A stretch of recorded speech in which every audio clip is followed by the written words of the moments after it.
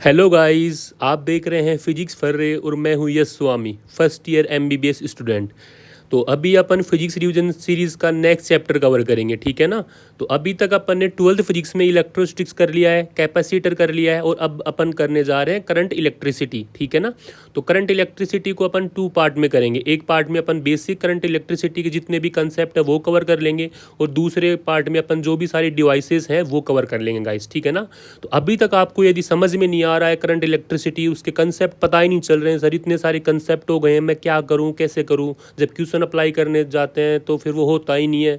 तो उसके लिए आप ये वीडियो अच्छे से देखो, ठीक है ना। आप वीडियो एकदम पूरा करके देखना, फिर उसके बाद में आप क्वेश्चन प्रैक्टिस करने की कोशिश करना। मैं आपको गारंटी के साथ बोल रहा हूँ आपके सारे क्वेश्चन होने लगेंगे। एक बार में नहीं होंगे, दोबारा देखना आप कंसेप्ट तो फिर होने लगेंगे, ठीक है ना। तो अभी अपन शुरू करते हैं गाइस। देखो सबसे पहले देखते हैं करंट इलेक्ट्रिसिटी। देखो अभी आपको पता है करंट होता क्या है, क्या करंट का फॉर्मूला क्या आता है guys, I is equal to Q upon T. मतलब चार्ज के फ्लो होने की जो रेट होती है ना उसी को करंट बोलते हैं अपन। चार्ज के फ्लो होने की जो रेट है उसी को अपन करंट बोलते हैं, ठीक है ना। तो flow of charge called current, ठीक है ना। देखो करंट क्यों होता है, चार्ज फ्लो ही क्यों होता है ये बताओ। चार्ज फ्लो इसीलिए तो होता है क्योंकि वहाँ पोटेंशियल डिफरेंस होता है, ठीक है ना। तो ये देखो पोटेंशियल डिफरेंस होगा तो करंट फ्लो होगा। और करंट की डायरेक्शन किस डायरेक्शन में होती है गाइस, पॉजिटिव के डायरेक्शन में, ठीक है ना। जिस डायरेक्शन में पॉजिटिव चार्ज फ्लो करेंगे ना उसी डायरेक्शन में करंट की डायरेक्शन होती है गाइस, ठीक है ना। या पर आप ऐसे ही बोल सकते हो नेगेटिव चार्ज के फ्लो के अपोजिट डायरेक्शन में हो गया, ठीक है। देखो यदि पोटेंशियल डिफरेंस ही जीरो है, यदि दो पॉइंटों के बीच में पोटेंशियल डिफरेंस जीरो और आप बोल रहे हो कि मैंने एक वायर से कनेक्ट कर दिया, तो क्या चार्ज का फ्लो होगा, नहीं होगा। जब चार्ज का फ्लो नहीं होगा तो करंट का फ्लो भी नहीं होगा। समझ में आ गया ना करंट क्या होता है। देखो करंट होता है I is equal to Q by T, I is equal to Q by T. देखो इसके भी दो दो फॉर्म हो गए, एक इंस्टेंटेनियस हो गया और एक हो गया एवरेज हो गया। तो आई एन हो गया D Q by D T और आई एवरेज हो गया delta Q upon delta T. देखो ये होता है ना डेल्टा, मतलब एक टाइम पीरियड के दौरान जितना चार्ज फ्लो किया और एक टाइम पीरियड के दौरान जितना टाइम लगा ना वो वाला टाइम, ठीक है ना। तो करंट का अपने बेसिक कंसेप्ट देख लिया गाइस। अब सबसे इंपॉर्टेंट आता है करंट इलेक्ट्रिसिटी में ओम्स लॉ, ठीक है ना। देखो ओम्स के भी दो लॉ होते हैं, एक वेक्टर लॉ वाला और एक अपन जो बेसिक अप्लाई करते हैं वो। तो सबसे इंपॉर्टेंट तो यही होता है जो अपन सबसे ज़्यादा यूज करते हैं। देखो क्या होता है, वी प्रोपोर्शनल टू आई, मतलब जितना पोटेंशियल डिफरेंस होगा उतना ही करंट फ्लो होगा, ठीक है ना। जितना पोटेंशियल डिफरेंस होगा उतना ही करंट फ्लो होगा। तो वी इज कल to I R, V is कल टू आई आर, ये तो आपको पता है ओम्स लॉ होता है, ठीक है ना। पर इसको क्या बोलते हैं अपन, माइक्रोस्कोपिक ओम्स लॉ बोलते हैं। माइक्रोस्कोपिक ओम्स लॉ बोलते हैं जिसको अपन ये बेसिक जो भी करंट वाले सर्किट आते हैं ना वहाँ पे अप्लाई करते हैं, ठीक है। देखो आर की वैल्यू कैसे निकलती है गाइस, आर इज कल to rho L by A, R is कल to rho L by A, ठीक है ना। देखो आर क्या होता है, आर होता है रजिस्टेंस, प्रतिरोध होता है, ठीक है ना। जबकि रो क्या होता है, रजिस्टिविटी, मतलब प्रतिरोधकता, ठीक है ना। अब देखो रजिस्टेंस किस पे डिपेंड करता है, depend on material plus dimension. देखो आर है ना जो मटेरियल पे भी डिपेंड करेगा कि कॉपर का रेजिस्टेंट अलग होगा, आयरन का अलग होगा, और देखो डायमेंशन पे भी डिपेंड कर रहा है, एल और ए दोनों पे डिपेंड कर रहा है, ठीक है ना।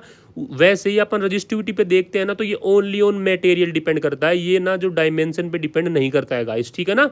अब देखो इसके दो एप्लीकेशन आते हैं इस फॉर्मूले के, R is equal to rho L by A के।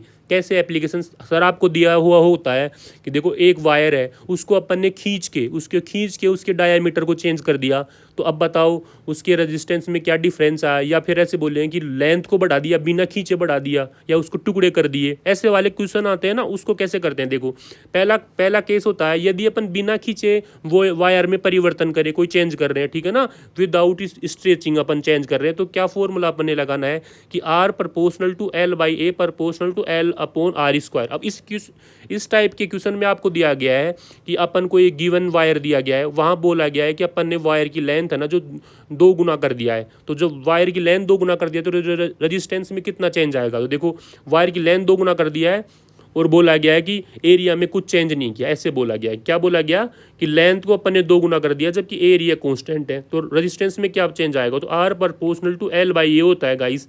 अब देखो ये 2 गुना तो ये 2 गुना, ये चेंज नहीं हो रहा तो रेजिस्टेंस 2 गुना हो गया, ऐसे समझ में आ गया। तो यदि बिना विदाउट स्ट्रेचिंग किया गया है तो ये वाला फॉर्मूला अप्लाई करेंगे।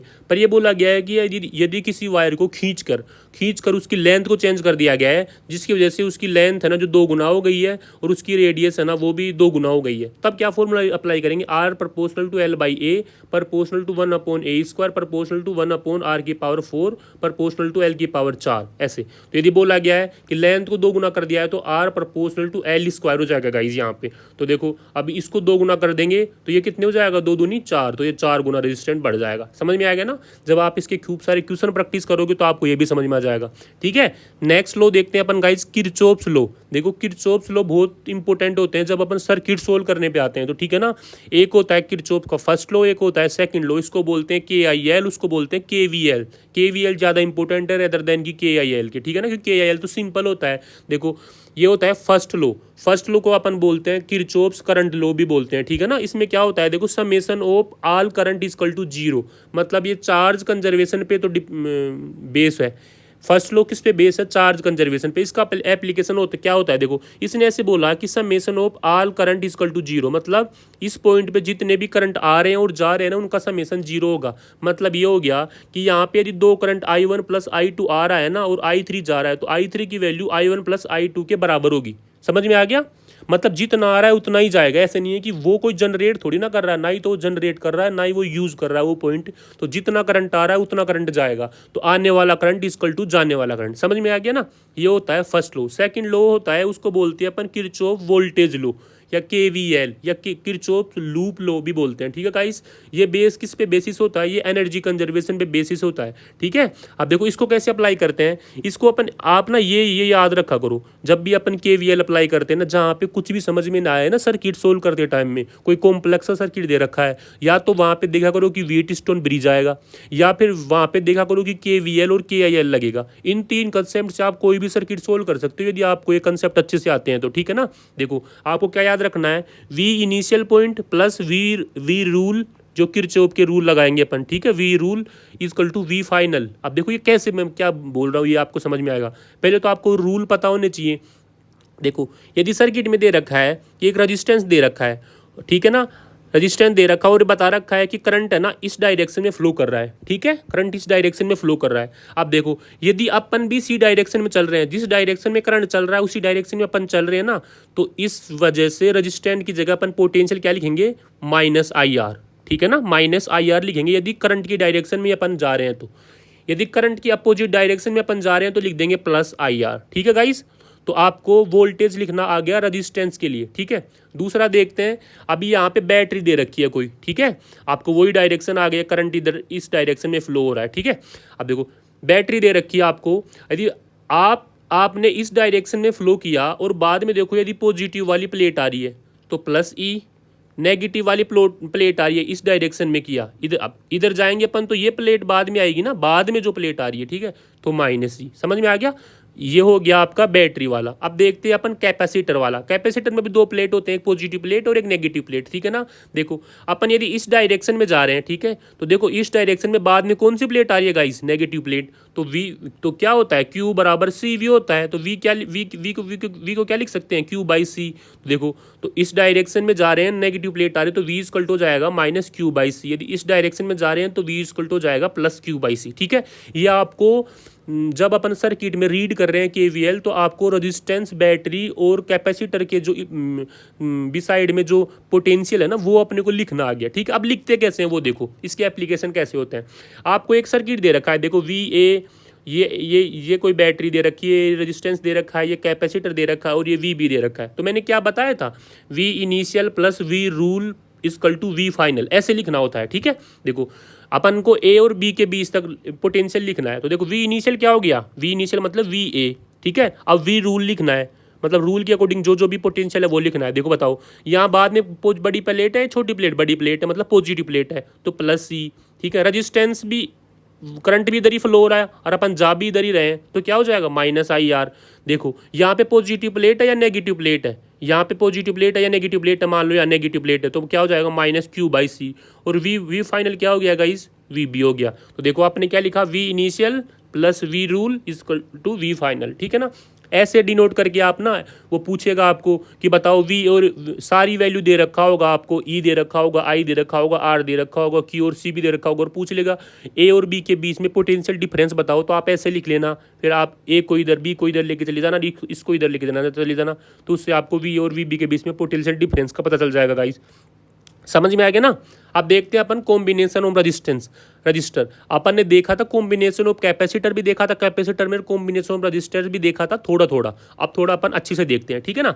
देखो सीरीज कॉम्बिनेशन पहले तो देखते हैं अपन, सीरीज कॉम्बिनेशन। तो सबसे पहले तो आपको ये पता होना चाहिए कि सर पता कैसे चलेगा ये सीरीज में है या पैरेलल में है, ठीक है ना। सीरीज में है, पैरेलल में, देखो ऐसे हो रखा है, यदि इस तरीके से कोई भी डायग्राम दे रखा है, या फिर आप ऐसे समझो कि कोई भी रजिस्टर के दो पॉइंट है ना, देखो जो इस रजिस्टर के अरे कोई भी रजिस्टर के दो पॉइंट है, मान लो देखो एक रजिस्टर ये है, इसके दो पॉइंट मतलब एक पॉइंट ये रहा, एक पॉइंट ये रहा, और दूसरे रजिस्टर के दो पॉइंट, एक पॉइंट ये रहा और दो पॉइंट ये रहा। तो यदि दोनों रजिस्टरों के एक एक साइड के दोनों पॉइंट एक ही जगह पे जॉइंट हो रखे तो पैरेलल होता है, और यदि वो नहीं जॉइंट हो रखे हो तो सीरीज होता है। अब पैरेलल जब आप देखोगे ना, देखो कैसे, देखो ये रेजिस्टेंट है, इसका एक पॉइंट ये रहा और एक पॉइंट ये रहा, दूसरा ये रहा, इसका एक पॉइंट ये रहा, एक पॉइंट ये रहा। देखो इन दोनों के एक एक पॉइंट एक ही जगह पे मिल रहे हैं, इन दोनों की भी एक एक पॉइंट एक ही जगह पे मिल रहे हैं, तो ऐसे वाले कॉम्बिनेशन को बोलते हैं पैरेलल, और ऐसा नहीं होता है उसको बोलते हैं सीरीज, या फिर आप डायग्राम देख के भी समझ जाओ, ठीक है ना गाइस। अब देखो पहले तो ये बताओ कि सीरीज कॉम्बिनेशन में क्या कांस्टेंट रहता है। हमेशा मैंने बताया कि सीरीज कॉम्बिनेशन में करंट या चार्ज कांस्टेंट रहता है, करंट या चार्ज कांस्टेंट रहता है।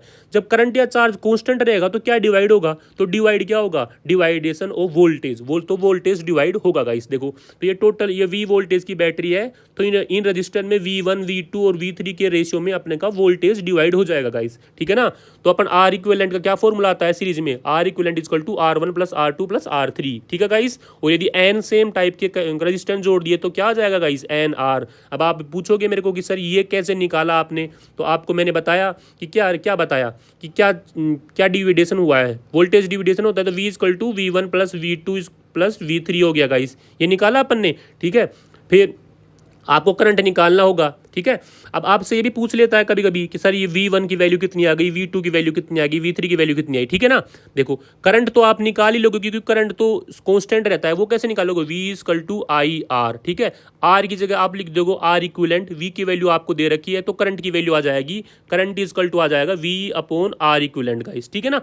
V/R इक्विवेलेंट आ जाएगा आपके पास। अब V/R इक्विवेलेंट आ जाएगा तो मतलब आपके पास करंट आ गया। अब आपके पास पूछ लिया कि सर V1 की वैल्यू बताओ, तो V1 की वैल्यू कैसा निकालोगे आप, V1 = I की वैल्यू निकल गई इंटू R1, तो ये हो जाएगा आपके पास V1, V2 की भी ऐसे निकाल लोगे गाइस, समझ में आ गया। और V1 अनुपात V1 ratio V2 ratio V3 = क्या होता है, R1 ratio R2 ratio R3, ठीक है। आप इससे निकाल सकते हो, आप इक्वेशन 1 इक्वेशन 2 करके निकालोगे ना तो यही रेशियो निकलेगा, समझ में आ गया ना आपको कैसे कैसे क्या क्या निकालना है। वैसे देखते हैं अपन पैरेलल कॉम्बिनेशन में, पैरेलल में जहाँ भी आता है तो क्या सेम रहता है, क्या कांस्टेंट रहता है, पोटेंशियल हमेशा पैरेलल में सेम रहता है। तो डिवाइडेशन किसका होगा, करंट का डिवाइडेशन होगा, समझ में आ गया। तो देखो ये करंट I है तो ये I1 I2 और I3 में डिवाइड हो गया है गाइस। आपको पता है पैरेलल में जो इक्विवेलेंट रजिस्टर क्या होता है, 1/R equivalent = 1/R1 + 1/R2 + 1/R3 होता है गाइस, ठीक है। यदि दो सेम दो ही रेजिस्टेंट दे रखा है तो क्या होगा, R equivalent = R1 + R2/R1 + R equivalent = R1 R2/R1 + R2 हो गया। यदि n दे रखा है तो क्या हो जाएगा, R/n हो जाएगा। सीरीज में होता है R × n, यहाँ होता है R/n, मतलब रेजिस्टेंस घट जाता है पैरेलल में, ठीक है गाइस। देखो यहाँ पे देखो पोटेंशियल सेम है तो किसको डिवाइड कर रहे हैं अपन, I को, तो I = I1 + I2 + I3, ठीक है ना। तो V = IR, तो देखो V तो कांस्टेंट हो गया तो I प्रोपोर्शनल टू 1/R के हो गया है गाइस। इससे अपन रेशियो निकालेंगे तो यहाँ पे 1/R के रेशियो में आता है, वहाँ R के रेशियो में आ रहा था गाइस, ठीक है ना, समझ में आ गया। तो रेजिस्टेंस के सर्किट आप सोल्व कर लोगे, ठीक है ना। सर्किट सोल्व करना आप प्रैक्टिस करोगे ना तो समझ जाओगे, सारे कंसेप्ट मैं आपको कवर करवा दे रहा हूँ यहाँ पे, ठीक है। देखो दो डिवाइसेस होती हैं जब हमने सर्किट में लिखा रहता है, एक तो A लिखा होता है ऐसे A, इसका मतलब होता है एमीटर, और V लिखा होता है उसका मतलब होता है वोल्ट मीटर। देखो एमीटर क्या काम करता है गाइस, एमीटर है ना करंट को मेजर करता है, जबकि वोल्ट मीटर है ना जो वोल्टेज को मेजर करता है, ठीक है ना। एमीटर को कैसे ज्वाइन करते हैं, एमीटर को हमेशा सर्किट के सीरीज कॉम्बिनेशन में ज्वाइन करते हैं। मतलब यदि ये कोई भी सर्किट है ना तो अपन उसके सीरीज में एमीटर को जोड़ देते हैं ऐसे ही, ठीक है ना, बीच में आके जोड़ देते हैं, क्योंकि करंट कहाँ कांस्टेंट रहता है, करंट कांस्टेंट रहता है सीरीज में, अपने को एमीटर क्या करता है, मेजर करंट को मेजर करता है, तो जहाँ कांस्टेंट रहता है ना उसको वहीं पे जोड़ते हैं, मतलब अपन एमीटर को सीरीज में जोड़ देते हैं। वैसे ही वोल्टमीटर को कहाँ जोड़ेंगे, वोल्टमीटर क्या मेजर कर रहा है, वोल्टेज मेजर कर रहा है गाइस, वोल्टेज कहाँ कांस्टेंट रहता है, पैरेलल में, तो इसको कहाँ जोड़ेंगे अपन, पैरेलल में जोड़ देते हैं। समझ में आ गया, मतलब ये सर्किट है तो यहाँ यहाँ अपने को इसको ऐसे लिखा आता है अपने को वोल्टेज मीटर, जब अपन सर्किट का बॉडी डायग्राम बनाते हैं तो, ठीक है ना। अब देखते हैं अपन एक डिवाइस देख लेते हैं यहाँ पे, कौन सा device, electric cell. Electric cell का मतलब समझ में आता है क्या होता है, ऐसी कोई भी डिवाइस जो केमिकल एनर्जी को इलेक्ट्रिक एनर्जी में कन्वर्ट करके अपने को सर्किट को प्रदान कर रही है, उसी को बोलते हैं अपन इलेक्ट्रिक सेल गाइज। देखो इलेक्ट्रिक सेल को डिनोट कैसे करते हैं गाइज, इलेक्ट्रिक सेल को ऐसे एक बैटरी बनाते हैं, ये दो प्लेट होती है, छोटी बड़ी, छोटी मतलब पॉजिटिव, जो बड़ी मतलब पॉजिटिव, छोटी मतलब नेगेटिव प्लेट होती है गाइज, ठीक है। ये इलेक्ट्रिक, ये इसका ईएमएफ और ये इसका इंटरनल रेजिस्टेंट, और इस पूरी डिवाइस को बोलते हैं अपन इलेक्ट्रिक सेल बोलते हैं गाइस, ठीक है ना। अब इसकी कुछ टर्मिनोलॉजी है वो देखते हैं गाइस। एक होता है इसका ई, कैपिटल ई या ईएमएफ। ईएमएफ क्या होता है गाइस, ईएमएफ होता है terminal voltage different in the cell in open circuit. जब ये बैटरी मतलब सेल है ना, अब सेल यदि किसी भी सर्किट से जुड़ा हुआ नहीं है तो जो उनके टर्मिनल के बीच में जो वोल्टेज डिफरेंस होगा ना गाइस, वो उसको बोलते हैं अपन ईएमएफ, ईएमएफ। अब आर क्या होता है कि हर डिवाइसेस में कुछ ना कुछ इम्प्योरिटीज रहती हैं, तो जो इलेक्ट्रिक सेल होता है ना उसके अंदर भी जो इलेक्ट्रॉन पार्टिकल की वजह से कुछ रेजिस्टेंस आता है, ठीक है ना, जो मतलब सेल का जो खुद का रेजिस्टेंस होता है ना, खुद का रेजिस्टेंस, उसको बोलते हैं अपन, उसका इंटरनल रेजिस्टेंस बोलते हैं गाइस, ठीक है ना। ईएमएफ क्या होता है, देखो अपन ने सेल को एकदम ओपन रख के उसके टर्मिनल के बीच में जो वोल्टेज डिफरेंस निकाला उसको तो अपन ने बोल दिया ईएमएफ, इलेक्ट्रिक मोटिव फोर्स बोल दिया। पर यदि अपन ने उस सेल को किसी सर्किट में अप्लाई कर दिया और अब वो कितना टर्मिनल वोल्टेज जो दे रहा है ना सर्किट में अप्लाई करने के बाद में, उसको बोलते हैं अपन उसकी टर्मिनल वोल्टेज या वी। अब देखो वी और ई में डिफरेंस कैसे आ गया, देखो नॉर्मल कंडीशन में यदि अपन ने नापा तो वो ई अपने को मिल रहा था, लेकिन जब अपन ने उसको सर्किट में लगा दिया तो अब जो उसका इंटरनल रेजिस्टेंस है ना वो कुछ वी को तो खा ही जाएगा ना, कुछ वी तो उसमें कम हो जाएगा ना, तो इसकी वजह से उसमें डिफरेंस आता है, तो ई आता है। देखो यदि डिस्चार्जिंग वाली कंडीशन में है तो वी कितना आएगा, ई माइनस आई आर, मतलब आई आर जितना वो कम हो जाएगा, ठीक है ना। यदि वो चार्जिंग वाली कंडीशन में है तो कितना आएगा, वी हो जाएगा ई प्लस आई आर। देखो आई तो करंट कि उसमें कितना करंट फ्लो हो रहा है उसकी वजह से, ठीक है, और आर क्या होता है उसका इंटरनल रेजिस्टेंस, जो सेल का इंटरनल रेजिस्टेंस आपको दिया हुआ होता है मेनली, ठीक है ना। अब देखो, अब देखते हैं अपन पावर के कुछ फॉर्मूले वो आपको अच्छे से याद रखने हैं गाइस। P इक्वल टू होता है V इंटू आई, वोल्टेज इंटू करंट, या होता है आई स्क्वायर आर, या होता है वी स्क्वायर अपॉन आर। ये फॉर्मूले आपको अच्छे से याद होने चाहिए गाइस, ठीक है ना। 1 किलो वोट होता है 1000 वोट के बराबर। देखो पावर की यूनिट क्या होती है, वोट होती है ना गाइस, ठीक है ना, ये अपन देख लेंगे, ठीक है ना। अब देखो कंडीशन ओ पी मैक्सिमम इन सेल, अब इस एक कंडीशन आती है उसमें से बोला हुआ होता है कि मैक्सिमम पावर गेन करने की कौन कौन सी कंडीशन होती है वो देखते हैं, ठीक है ना। तो उसमें क्या होता है गाइस आपको कि D P upon D R is equal to zero होना चाहिए, मतलब चेंज, इसको तो आप ऐसे कंडीशन में याद रख लो, मैं आपको इसको अप्लाई करना बताता हूँ कि कैसे होता है। देखो ठीक है, देखो पहले तो आप ये याद रखो कि जहाँ भी आपको दे रखा है ना कि पी मैक्सिमम इन सेल, तो क्या याद रखना कि R out equal to R self, मतलब जो सेल का जो इंटरनल रेजिस्टेंस होता है ना उसको आप इक्वल कर दो जो बाहर का सर्किट का जो टोटल रेजिस्टेंस है ना उसको, उसके बराबर। मतलब देखो ऐसे एक आर है, एक R2 है, और ये सेल है कोई, ठीक है, इसका ये स्मॉल आर रेजिस्टेंस है, तो आप क्या कर देना R is equal to R1 plus R2 कर देना। इस कंडीशन में ही P मैक्सिमम प्राप्त हो सकता है गाइस, ठीक है ना। और इसमें P मैक्सिमम का फॉर्मूला क्या आता है guys, P maximum equal to E square upon क्या होता है, P मैक्सिमम का फॉर्मूला क्या आता है, देखो V स्क्वायर अपॉन आर आएगा, या तो V स्क्वायर अपॉन आर आएगा, या I स्क्वायर इंटू आर आएगा, ठीक है। तो ये क्या हो गया, ये तो हो गया I, ठीक है, आई का स्क्वायर हो गया, और ये क्या हो गया आर, तो क्या हो गया आई इसका स्क्वायर क्या हो गया गाइस। आई कैसे निकाले अपन, आई निकाल लिया करंट से, वो क्या होता है E by R, V by R ही तो होता है, तो क्या हो गया E square upon R plus R का होल स्क्वायर। या आप डायरेक्ट ये वाला फॉर्मूला याद रख सकते हो, E square upon 4R। P maximum का फॉर्मूला क्या आता है, ई स्क्वायर अपॉन 4R। ई क्या होता है, ये उसका टर्मिनल वोल्ट, ये ईएमएफ हो गया ई तो, और 4R क्या हो गया, 4 का 4R का मतलब उसका इंटरनल रेजिस्टेंस, ये हो गया पी मैक्सिमम, ठीक है गाइस, पी मैक्सिमम। और पी मैक्सिमम कब प्राप्त होता है, ये अगर आपसे पूछ लेते हैं, जब उसका इंटरनल रेजिस्टेंस जो बाहर के सर्किट में जितना भी रेजिस्टेंस है ना उसके बराबर हो जाता है, तो गाइस ठीक है ना। ये आप मॉडिफिकेशन केस भी देख लो एक बार, ठीक है ना। देखो आर के सब ऐसे बोल रखा है कि देखो ये सेल है, ठीक है, एक रेजिस्टेंस R1 है, एक रेजिस्टेंस R है, तो पूछ रहा है कि R के लिए मैक्सिमम पावर कब होगा।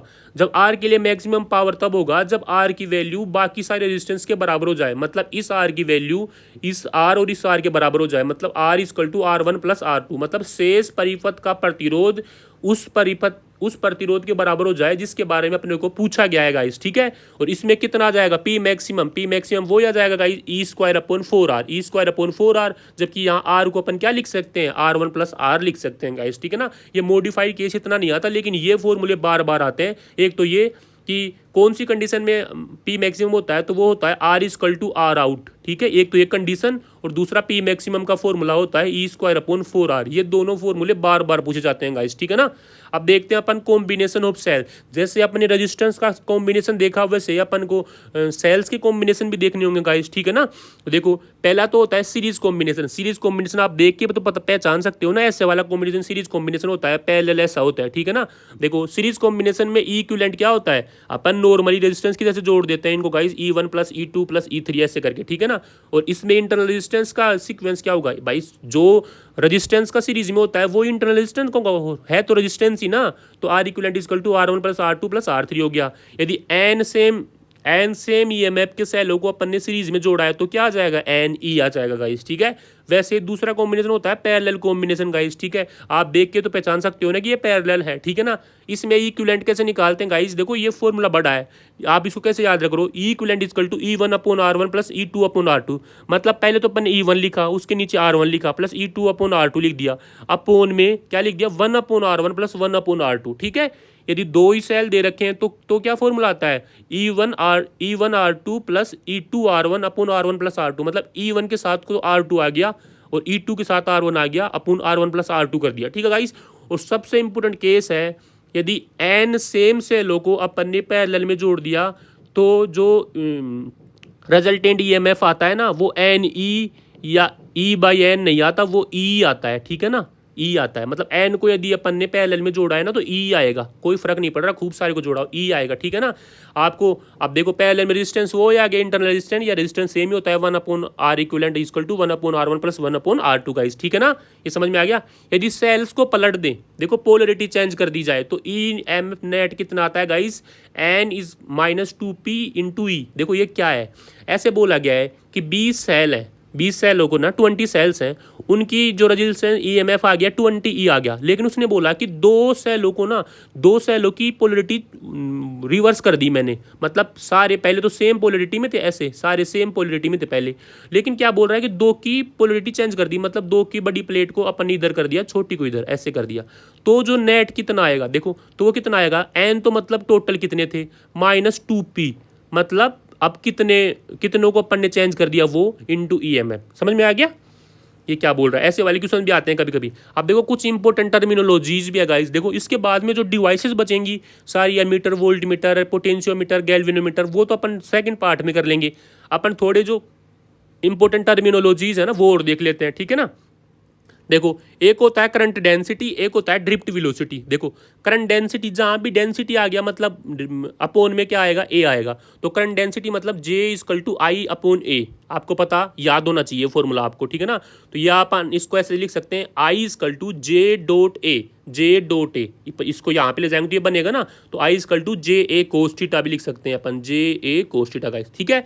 तो ये हो गया अपना करंट डेंसिटी का फॉर्मूला याद हो गया। अब देखते हैं वेलोसिटी, ड्रिफ्ट वेलोसिटी। अब ये वेलोसिटी तो है सर, इसको या तो आप भी ऐसे याद रख लो, या आपको ऐसे याद नहीं तो डेरिवेशन की तरह याद रख लो। कैसे, देखो फोर्स का फॉर्मूला क्या आता है इलेक्ट्रोस्टैटिक्स में, force equal to Q into E, charge into electric field आता है।